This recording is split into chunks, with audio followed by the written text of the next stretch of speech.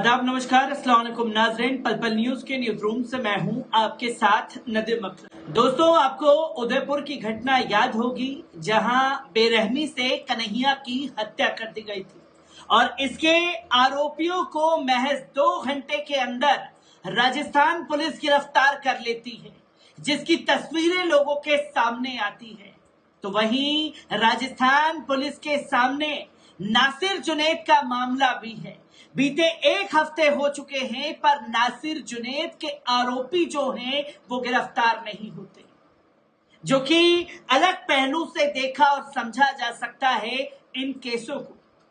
ये सिर्फ राजस्थान का ही हाल नहीं है, मुसलमानों को लेकर के यही हाल देश भर से सामने आती है और इन्हीं तस्वीरों का बार बार जिक्र होता है।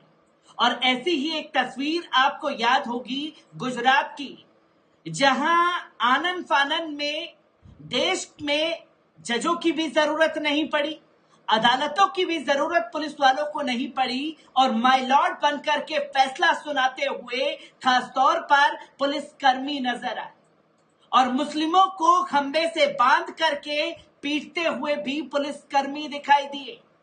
अब इसी मामले को लेकर के कोर्ट में सुनवाई चल रही है कि आखिरकार ये दोगला चाल चरित्र चेहरा पुलिस प्रशासन का बार बार सामने क्यों आता है, किस तरीके से तमाम चीजें सामने आई हैं। एक बार इस रिपोर्ट पर नजर डालते हैं। गुजरात हाईकोर्ट ने अपने हलफनामे में खेड़ा जिले के पुलिस अधीक्षक राजेश कुमार गड़िया ने अक्टूबर 2022 के उंदेला गांव में पुलिस युवकों को सार्वजनिक रूप से पीटने वाले पुलिस अधिकारियों के कृत्य को सही ठहराया।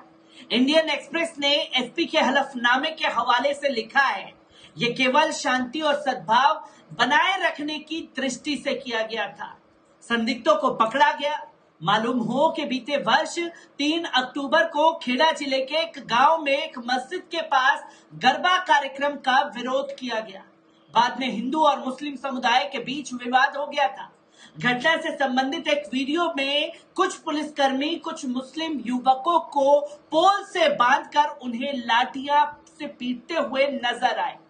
सोशल मीडिया में वायरल वीडियो सादे कपड़ों में पिटाई करते नजर आ रहे लोगों की पहचान खेड़ा जिले के स्थानीय क्राइम ब्रांच इकाई के पुलिसकर्मियों के रूप में की गई थी, जिस पर इंडियन एक्सप्रेस के अनुसार हालांकि एसपी ने पुलिस कार्रवाई का बचाव भी किया, लेकिन कप्पड़गंज संभाग के पुलिस उपाधीक्षक द्वारा एक अंतरिम रिपोर्ट में फैसला सुनाया गया था। जिम्मेदार पुलिस अधिकारियों के रूप में आरोपी पुलिसकर्मियों को जरूरत थी कि वे अन्य साधनों का इस्तेमाल करके आरोपियों को नियंत्रित करते और उन्हें अन्य सुरक्षित स्थान पर ले जाते। घटना के बाद अक्टूबर में पीड़ित जहीर मियां मलिक, जो कि 62 वर्ष के, मकसूद बानू मलिक, सहमीदिया मलिक, शकील मियां मलिक और शाहिद रजा मलिक पुलिस कर्मियों के खिलाफ गुजरात हाईकोर्ट में एक याचिका दायर करते हैं। इन पुलिसकर्मियों में पुलिस महानिरीक्षक आईजी अहमदाबाद रेंज, खेड़ा पुलिस अधीक्षक मटर थाने के 10 कांस्टेबल और स्थानीय क्राइम ब्रांच यानी कि एलसीबी के 3 अधिकारी शामिल हैं। इसी केस पर गुजरात हाईकोर्ट सुनवाई कर रहा है।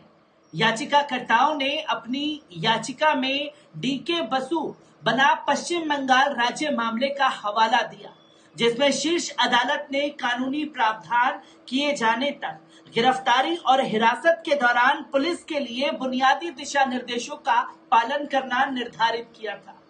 ये आरोप लगाते हुए कि पुलिस अधिकारियों ने इस दिशा निर्देशों का उल्लंघन किया।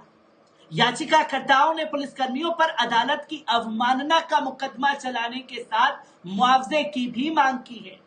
इंडियन एक्सप्रेस के अनुसार पिटाई में शामिल होने के आरोपी पुलिसकर्मियों ने भी हलफनामे के 2 सेट तैयार किए हैं। एक सेट में पिटाई को उचित ठहराते हुए कहा गया कि पीड़ितों की आपराधिक पृष्ठभूमि थी और इसलिए कानून और व्यवस्था की रक्षा करना आवश्यक था, और दूसरे सेट में कहा गया कि अदालत की अवमानना करने संबंधी याचिका सुनवाई योग्य नहीं है, क्योंकि वे केवल अपने कर्तव्यों के दायरे में काम कर रहे थे, जिस पर मटर पुलिस स्टेशन में पुलिस उप निरीक्षक हेतलबेन राबरी और आरोपियों में से एक ने कथित तौर पर अपने हलफनामे में बिना शर्त माफी मांगी, जिसमें उन्होंने कहा कि भले ही आरोप सही पाए जाते, लेकिन उनका सहारा सिर्फ याचिकाकर्ताओं से कुशल तरीके से निपटने और कानून व्यवस्था की स्थिति को नियंत्रित करने और किसी भी तरह के सांप्रदायिक दंगों को रोकने के लिए किया गया था। गौरतलब है कि पुलिस की हिंसा के तुरंत बाद गुजरात के गृह मंत्री हर्ष सांघवी ने इसे अच्छा कार्य बताते हुए पुलिस कर्मियों की भी प्रशंसा की थी। जैसा कि दिबायर ने एक रिपोर्ट में बताया था कि उंदेला के मुस्लिम निवासियों ने इस कथित क्रूरता का विरोध करने के लिए 2022 के विधानसभा चुनावों का भी बहिष्कार किया था। हालांकि उनका विरोध प्रशासन और राजनीतिक दलों द्वारा नजरअंदाज कर दिया गया था। आपको बता दें कि डंडों से पीटने के वीडियो वायरल होने के साथ तालिबानी शैली की सार्वजनिक तौर पर सजा दिए जाने की उस घटना को लेकर देश भर में आक्रोश फैल गया था। गांव के हिंदुओं का आरोप है कि सोमवार रात घटना में करीब 100 से 150 मुस्लिम पुरुष थे। दावा है कि उन लोगों ने न केवल पत्थर फेंके बल्कि गरबा में शामिल लोगों और पुलिसकर्मियों पर लाठियों और हॉकी स्टिक से भी हमला किया, जिसका सीसीटीवी फुटेज सामने नहीं आया। इसकी घटना से 43 मुस्लिमों के खिलाफ नामजद रिपोर्ट है। इसमें से 13 पुलिस हिरासत में हैं, बाकी फरार हैं। हिंदू ग्रामीणों का दावा है कि चौकी इलाके में हिंदू और मुस्लिम निवासी एकदम बटे हुए हैं और सांप्रदायिक तनाव यहाँ के लिए कोई नई बात नहीं है। उन्होंने कहा, इसी तरह की हिंसा पिछले साल भाई दूज समारोह के दौरान भी हुई थी। बुधवार को चौक पर सन्नाटा पसरा नजर आया और इलाके में कोई मुस्लिम युवक नहीं मिला। इस बार द प्रिंट ने जिन कुछ मुस्लिम महिलाओं से भी बात की, उन्होंने घटना के बारे में कुछ भी कहने से परहेज किया।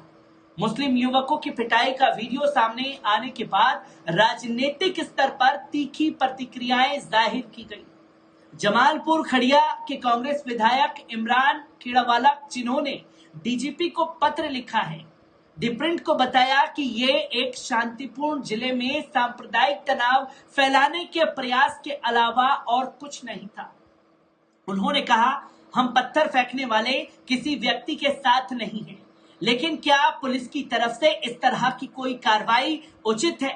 पुलिस को ऐसा करने का अधिकार नहीं है। भले ही गिरफ्तार किए गए लोग आरोपी हैं, न्याय तो हमारी न्यायिक प्रक्रिया के आधार पर होना चाहिए, जिससे संपर्क में करने पर मटर पुलिस स्टेशन के अधिकारियों ने डंडों से पिटाई घटना पर कोई टिप्पणी करने से इनकार कर दिया।